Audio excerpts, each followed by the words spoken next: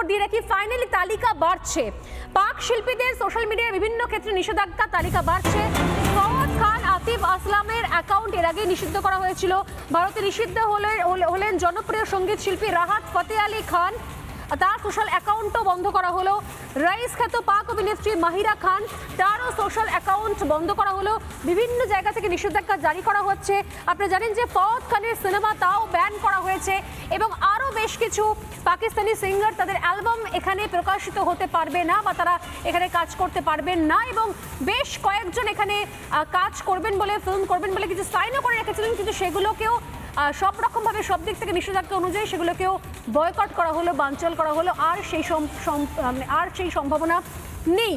এই জায়গা থেকে আমার প্রশ্ন, অরিত্র আপনার কাছে এই প্রশ্ন খুব স্ট্রেট ফরওয়ার্ড, সোজা প্রশ্ন, কারণ মাঝখানে দু নৌকায় পা দিয়ে চলা আমাদের পক্ষে আর সম্ভব হচ্ছে না।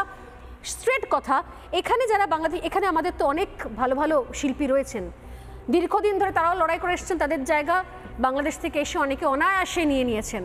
অনেক ভালো অভিনেত্রী ছিলেন সব জায়গাতে, গোটা জেলা জুড়ে, পশ্চিমবঙ্গে বিভিন্ন বিভিন্ন জেলায়। তারপরও জয়া আহসানরা একের পর এক সুযোগ পান, মিথিলার একের পর এক সুযোগ পান, অপূর্বরা সুযোগ পান, সিরিয়ালে সুযোগ পান। সেই জায়গা থেকে দাঁড়িয়ে আর কবে সময় এসছে আমাদেরকেও পক্ষটা নেওয়ার? দেখুন, শুধুমাত্র সুযোগ পান না, সব থেকে অ্যালার্মিং জিনিস হচ্ছে রাস্তা দিয়ে আসার সময় কিছুদিন আগে এরকম একটা ট্রেন্ড আমি লক্ষ্য করছিলাম যে বড় বড় গয়নার দোকানের ব্র্যান্ড কিংবা ইলেকট্রনিক্সের ব্র্যান্ডে বাংলার কোনো সেলিব্রিটি, মানে এই বাংলার, পশ্চিমবাংলার সেলিব্রিটি স্টাররা আর নেই। এখন মুখ হিসেবে যাদের আপনি নাম দেখাচ্ছিলেন পূর্ববঙ্গের, সেই রকম বহু অভিনেতা অভিনেত্রীর তারা কিন্তু আমাদের পশ্চিমবঙ্গের বাজার দখল করে নিয়েছে। শুধু তাই নয়, তারা এখানকার একেবারে ব্র্যান্ড অ্যাম্বাসাডার হিসেবে বিভিন্ন হোর্ডিংয়ে তাদের মুখ আমরা দেখতে পাচ্ছি। এটা মূলত আমাদের সাংস্কৃতিক ব্যর্থতা আমি বলবো। তার কারণ আমরা আমাদের নিজস্ব সুপিরিয়রিটি বা আমাদের যে ঐতিহ্য সেটা বয়ে নিয়ে যেতে পারিনি, এবং সেই কারণে ওপেন মার্কেটে আমরা কোথাও গিয়ে হয়তো পিছিয়ে যাচ্ছি। সেটার জন্য আমাদের এখানকার শিল্পীদের ভাবা উচিত এবং যারা বাণিজ্য নির্মাতা তাদের ভাবা উচিত। এবার দ্বিতীয় কথা হচ্ছে, আজকে এই যে ক্যান্সেল কালচার, ব্যান কালচার এতদিন কেন করা হয়নি, প্রশ্ন বারবার বাংলাদেশ থেকে আসছে যে ভারত কি করেছে, ভারত নাকি সারাক্ষণ নাকি বাংলাদেশকে শোষণ করে, বাংলাদেশের নাকি অনেক ক্ষতি করেছে। আমি মনে করাতে চাইবো আপনাকে যে কেন এখানকার, মিস্টার শাহ একটু শুনে নিন, কেন এখানকার লোকেরা, আপনি যাদের বলছিলেন যে বাংলাদেশের যারা শিল্পী তারা কেন কথা বলছে না, কি করে কথা বলবে? আমার কাছে গতকালের তথ্য আছে যে চঞ্চল চৌধুরী, মামুনুর রশিদ, মেহের আফরোজ, সায়ন, অরুণা বিশ্বাস, শামিমা তুষ্টি, সোহানা সাবা, রোকেয়া প্রাচী সহ 14 জন ওখানকার অভিনেতা অভিনেত্রীর নামে রীতিমতো জামিন অযোগ্য ধারায় মামলা রুজু করা হয়েছে। তার কারণটা কি? তার কারণটা হচ্ছে তারা শেখ হাসিনার মতাদর্শে বিশ্বাসী অথবা তার ঘনিষ্ঠ সাংস্কৃতিক পরিমণ্ডলে থাকতেন বলে।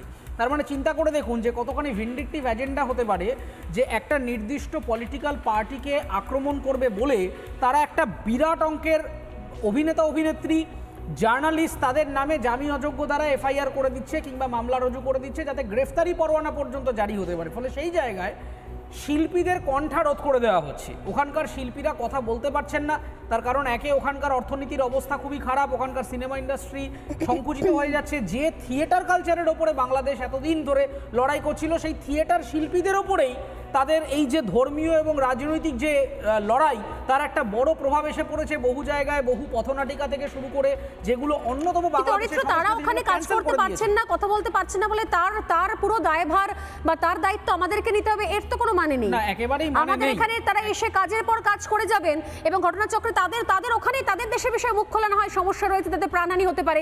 তারা মুর্শিদাবাদ নিয়ে কেন কথা বলেন? তারা তো সমস্ত বিষয় নিয়ে কথা বলেন, মাঝে মাঝে দেখি আমি। তারা তো সমস্ত সরকারি অনুষ্ঠানে যান, সরকারি অনুষ্ঠান মঞ্চ আলো করে বসে থাকেন, তাহলে তারা কাশ্মীর নিয়ে কেন কথা বলেন না? তাতে কি বারণ রয়েছে? আমার তো হচ্ছে কোথাও একটা দ্বিচারিতা রয়েছে স্পষ্ট। অরিত্র, আপনি বলতে চান বা না চান?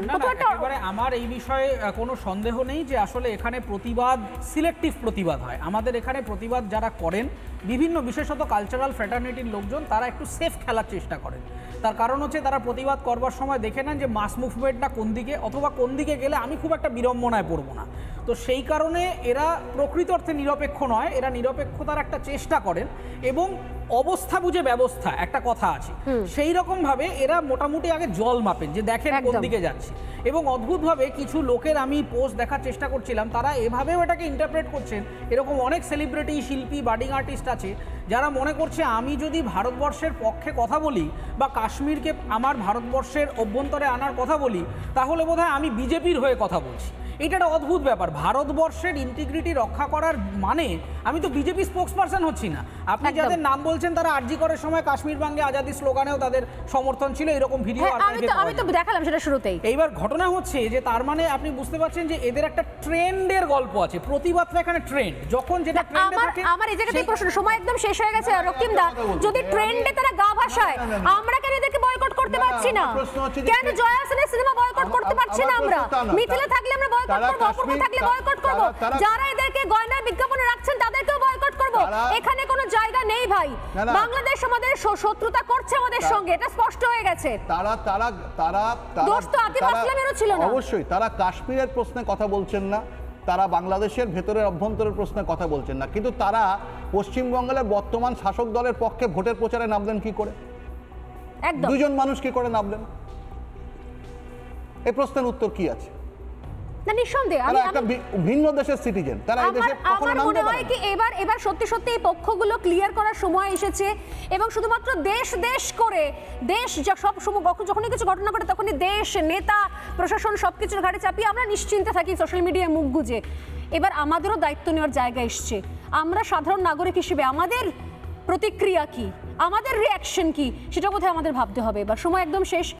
নানা ধরনের কন্টেন্ট দেখার জন্য লাইক করুন, শেয়ার করুন আমাদের ফেসবুক পেজ, সাবস্ক্রাইব করুন আমাদের ইউটিউব চ্যানেল।